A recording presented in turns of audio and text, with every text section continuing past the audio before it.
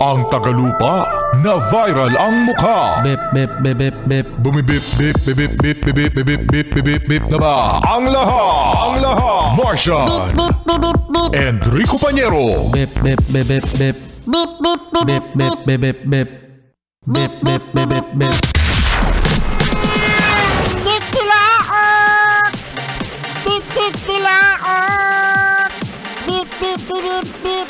Ito na ang 101.1 Yes FM Balitang Uy, sa mga yes pre natin dyan na suking-suki ng EDSA Busway Station. Uy, merong good news.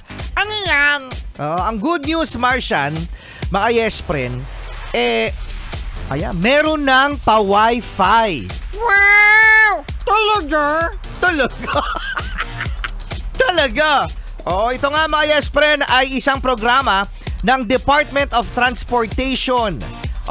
At ng Department of Information and Communications Technology ang libreng internet connection sa EDSA Busway.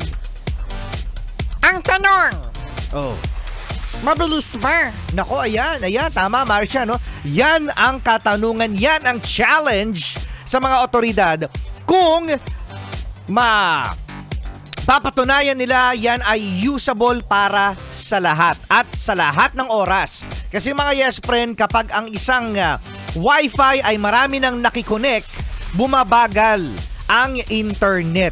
So ngayon mga yes friend, nagagamit ang Wi-Fi ng EDSA Busway sa mga messaging. Okay, hindi ko alam kung sa messaging ba ito o sa email o sa Facebook, no? O sa kung ano man means of messaging, no? Communication. So hindi pa daw ito. May sinasabi si Kuya Tolitz? Baka daw 2 Mbps lang yan. Posible. Sa ngayon daw Kuya Tolitz. Oo, kasi pang messaging lang daw at sinasabi na by March gagawin na raw fiber. Fiber connection. In fairness, sa March, mga yes friend, pwede na raw manood sa YouTube. Pixelated. Pixelated? Grabe naman yan. Kasi may fear ako sa mga ganyan, mga yes friend.